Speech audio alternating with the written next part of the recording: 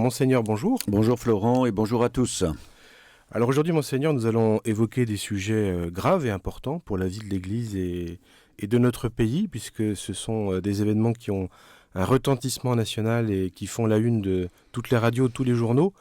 Il s'agit de l'Assemblée plénière des évêques de France qui suit directement, un petit mois après, la remise par M. Sauvé et sa commission du rapport de la SIAZ. Rapport de la SIAZ qui, en quelques mots, on peut le dire, a provoqué un électrochoc. Oui, un profond traumatisme, un électrochoc, surtout par l'ampleur des faits tels qu'ils nous sont décrits dans ce rapport. Et cela a contribué, après l'électrochoc il y a un mois, cela a contribué à donner un climat tout à fait particulier à l'Assemblée plénière des évêques. Alors ce rapport de la SIAZ, c'est un choc, c'était un choc pour les laïcs, c'était un choc pour les prêtres et les évêques, par l'ampleur de ce qu'il décrit, par le côté un peu, le mot est employé, systémique des abus. Et un certain nombre de personnes dans l'Église, on peut le dire, aussi bien parmi les évêques que dans le peuple de Dieu, avant ce rapport, n'avaient pas forcément pris conscience de la gravité de ce qui s'est passé. De sa dimension, et le mois qui s'est écoulé a quand même permis aux évêques que vous êtes d'intégrer ce qui a été dit et puis de l'intégrer vraiment dans une assemblée plénière transformée d'abord dans ses méthodes. Oui, effectivement, c'est le caractère massif de toutes ces violences et agressions sexuelles dans l'Église qui a nourri la réflexion parce que la blessure dont vous parlez, elle est portée par l'ensemble des membres de l'Église, bien sûr. Et donc les évêques se sont présentés à Lourdes il y a une semaine, ayant lu le rapport de la commission indépendante, ayant lu les récits des personnes victimes que l'on appelle désormais des témoins, parce que leur parole a contribué à avancer dans ce travail et dans la prise de décision. Et donc cette assemblée plénière a été inédite parce que nous arrivions avec ce fardeau. Un fardeau très lourd, une blessure profonde, et la première journée d'ailleurs a été consacrée à écouter.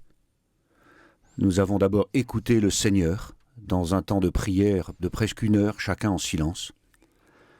Ensuite, nous avons écouté des extraits du rapport qui avaient été sélectionnés par différents évêques et qui nous permettaient de nous saisir à nouveau de son contenu et des points les plus forts.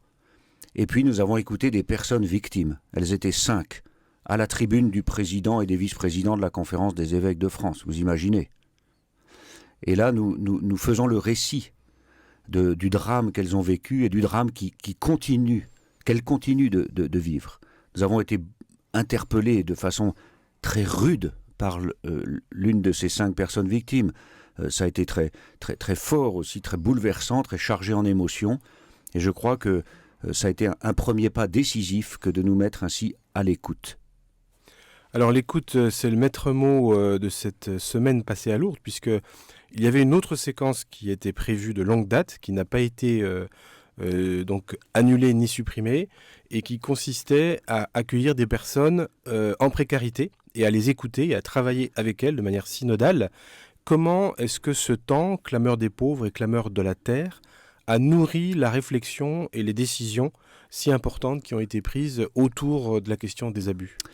Eh bien, ce fut providentiel de ne pas avoir supprimé cette séquence où nous avons passé 36 heures avec des personnes en situation de précarité et les personnes qui les accompagnent. Toutes sortes d'associations qui existent dans les diocèses, des tas d'initiatives. Nous avons voulu, selon l'appel du pape François dans Laudato Si, écouter la clameur des pauvres, qui est liée à la clameur de la terre. Et donc, le fait de nous mettre ainsi à l'écoute et de recevoir cette parole comme une parole de sagesse, comme une parole de lumière, comme une parole d'évangile, tout simplement, eh bien, cela nous a aussi appris, une fois encore, nous a fait progresser pour partir de l'expérience de ces personnes afin de déployer toute la richesse de l'Évangile dans la vie de l'Église. Nous ne partons pas de grandes réunions académiques, mais du témoignage de ces personnes qui nous ont interpellés elles aussi. Et les personnes victimes de violences et agressions sexuelles qui étaient là aussi, qui sont restées toute la semaine, nous ont dit finalement c'est magnifique parce que vous voulez écouter la clameur des pauvres, et nous sommes les pauvres parmi les pauvres, parce que c'est l'Église qui nous a rendus pauvres de cette façon-là. Donc, vous voyez, toutes les personnes ainsi en situation de fragilité étaient au cœur de notre rencontre, au cœur de nos préoccupations, et c'est leur écoute qui nous a permis de progresser. Alors on mesure bien à distance, avec le compte-rendu qui a été fait par les différents médias, au jour le jour de cette assemblée plénière, à quel point il y a eu une sorte de basculement, notamment dans un point fondamental qui n'est peut-être pas spectaculaire aux yeux de tout le monde, mais qui est fondamental parce qu'il permet ensuite, c'est la reconnaissance du caractère systémique des abus. Et ça, je dois dire qu'une partie des observateurs ne s'y attendait pas. C'est vrai que c'est venu plus vite que prévu.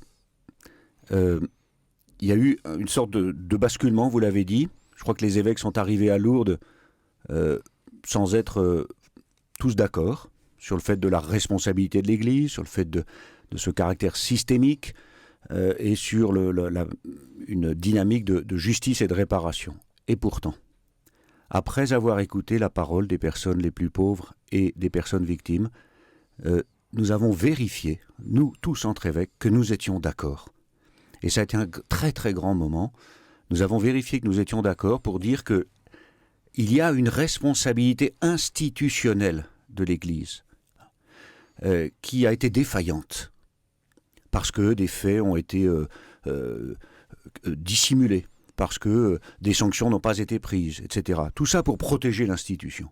Et ça, c'est inadmissible. Responsabilité institutionnelle. Deuxièmement, un caractère systémique. Ce sont des fonctionnements, ce sont des habitudes qui ont conduit à cela, et nous ne reconnaissons pas là l'Église de Jésus-Christ. Et donc cela nous conduit, et c'est un engagement que nous avons pris, cela nous conduit à engager une politique de justice et de réparation à travers des mesures concrètes qui ont été prises le lundi au dernier jour. Mais ça a été un point d'étape décisif le 5 novembre, exactement un mois après le rapport de la SIAZ. Le 5 novembre, nous nous sommes mis d'accord, nous avons vérifié que nous étions bien d'accord pour assumer cela avec courage, mais liberté aussi. C'est important parce que c'est maintenant la position de l'Église qui est en France. On ne va pas dire que ce n'est pas discutable, il y aura toujours des esprits chagrins qui peuvent pinailler. Bien sûr. Mais les évêques, entre eux et tous ensemble, font cette reconnaissance. Alors, cela, c'est comme un effet de cliquet, cela rend possible la suite et un certain nombre de décisions fondamentales que je vous demanderai maintenant donc de nous présenter. Oui, bien sûr, nous avons voté non seulement cette triple décision, ce point d'étape, il a été voté massivement par les évêques. Et nous avons voté de la même façon, massivement, un certain nombre de mesures très concrètes au dernier jour de notre Assemblée. La première que je veux signaler, c'est la création d'une instance nationale indépendante de reconnaissance et de réparation. Sa présidence a été confiée à une juriste, une personne, haut fonctionnaire, spécialisée dans la défense des droits de l'enfant. Elle a accepté et elle est déjà au travail. Bénévolement, elle va constituer cette instance nationale qui sera chargée de recueillir toutes les demandes des personnes victimes qui demandent réparation à l'Église. Parce que c'est ça dont il s'agit. Il s'agit de permettre aux personnes pour lesquelles la justice ne peut plus rien faire, parce que les faits sont trop anciens, ils sont prescrits, ou parce que les auteurs d'abus sont décédés. Donc c'est l'Église qui prend la responsabilité d'assumer elle-même la réparation que la justice ne peut pas donner. C'est ça la logique, pour que les gens comprennent bien. Donc cette instance nationale, ça y est, elle est lancée. Nous l'avions annoncé déjà dès le mois de mars. Une mesure qui n'était pas attendue et pour laquelle j'ai exprimé tout mon soutien auprès de mes confrères, c'est un appel au pape. Alors ça a peut-être surpris aussi, mais symboliquement je pense que c'est très fort. Nous avons reçu notre mission de l'évêque de Rome, eh bien nous nous en remettons à lui, pour qu'il vienne nous aider, nous éclairer avec des collaborateurs de Rome, pour évaluer tout ce que nous avons fait dans les différents diocèses et au sein de l'Église de France. Nous lançons un travail synodal au sein même de la conférence des évêques de France, par des groupes de travail, par l'admission de personnes laïques dans les commissions épiscopales, etc. C'est pas pour être dans le vent, mais c'est parce que nous avons mesuré que c'est une nécessité pour nous, comme nous l'avons fait avec une centaine de laïcs qui nous ont rejoints pour ce travail en fin de semaine. Nous avons mesuré que ce travail en commun était une richesse incroyable. Une richesse incroyable. Nous avons décidé la création d'un tribunal pénal canonique national qui prendra effet au 1er avril 2022. Chaque diocèse va signer un protocole avec le parquet dans son département. Nous avons demandé une charte des cellules d'écoute après un audit externe. Il va être fait une recension des risques par un cabinet d'experts. Nous allons vérifier les antécédents judiciaires de toutes les personnes que nous engageons dans la mission diocésaine auprès des jeunes. Il y aura un célébrette sur un modèle national qui indiquera la faculté de confesser, que tout prêtre n'a pas forcément. C'est pas parce qu'on est prêtre qu'on a la faculté de confesser. Donc ça, c'est une sorte de carte d'identité pour les prêtres. Et puis un référentiel de prévention qui sera établi aussi par le service national de prévention au sein de la conférence. Vous voyez, on pourrait encore détailler, mais ce sont, je crois, les principales mesures qui manifestent de façon très concrète notre détermination. Nous avons fait ce grand pas en avant et il n'y aura pas de pas en arrière. Alors, ce qui est assez étonnant, c'est que jusqu'à maintenant, on peut dire que dans une certaine conception de l'Église, mais héritée de l'histoire, quand on parle de la conférence des évêques de France et de ses conseils et commissions, il est établi que les évêques, entre eux, travaillent, décident, éventuellement en écoutant tel ou tel. Mais enfin, c'est quand même bien inscrit dans les mœurs que c'est le rôle des évêques de diriger l'Église. Et là, sans que les laïcs se transforment en évêques, il y a quand même l'ouverture des conseils et commissions. Ça, c'est un point quand même capital. Oui, on ne revient pas sur la constitution apostolique de l'Église. Elle est construite sur le ministère des apôtres. Jésus a confié sa mission aux apôtres et les évêques sont les successeurs des apôtres. Mais alors, les évêques ne forment pas une mafia qui fait des réunions secrètes pour fomenter je ne sais quoi. Non, mais il est certain qu'il y a un travail entre nous qui manquait d'ouverture. Et nous voulons vraiment vivre cette ouverture.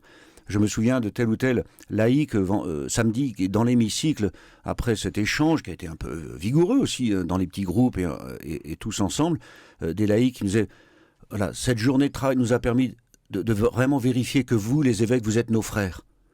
Une responsable scout s'est levée en disant « Vous, les évêques, n'ayez pas peur, nous sommes là, nous sommes avec vous. » Une mère de famille s'est levée en disant « Nous voulons prendre soin de vous. » Ils ont mesuré aussi toute la charge qui pèse sur les évêques. Et nous l'avons exprimé, nous sommes très seuls devant cette charge immense qu'il nous faut porter. Donc bien sûr, nous travaillons, c'est vrai déjà dans tous les diocèses, avec des fidèles laïcs dans nos conseils. Moi, j'ai des laïcs dans mon conseil épiscopal, ça se fait à l'échelle des paroisses, mais cela mérite d'être vraiment amplifié, de passer à la vitesse supérieure. Et je suis vraiment désireux et déterminé de le faire. Ça veut dire aussi que dans les méthodes de travail que vous avez utilisées depuis maintenant 2-3 ans, parce que ça fait quand même 2-3 ans. Voilà, donc 2 ans qu'il y a des invités et que des méthodes un peu plus participatives, ouvertes, favorisant la prise de parole sont appliquées lors de vos assemblées plénières. Ça va infuser, si on peut dire, l'ensemble de l'Église ? Oui, il faut que nous cherchions. Et moi, j'ai mesuré la force que représente la présence de personnes expertes en la matière pour animer de telles discussions. Ce ne sont pas des débats, ils ont appelé ça des conversations, des dialogues. Donc nous ne sommes pas là pour nous battre. Nous ne sommes pas là pour revendiquer nos idées face à l'autre parce qu'il est comme ci ou comme ça, mais pour converser ensemble, pour parler en nous mettant à l'écoute de l'Esprit Saint. La démarche du synode nous y invite et il va falloir justement juxtaposer les deux, superposer les deux démarches. Donc l'apport de personnes extérieures, ça nous l'avons vérifié, que ce soit en matière, en matière juridique, en matière sociale, en matière de méthode de travail, et nous allons poursuivre en ce sens. C'est une richesse pour l'Église.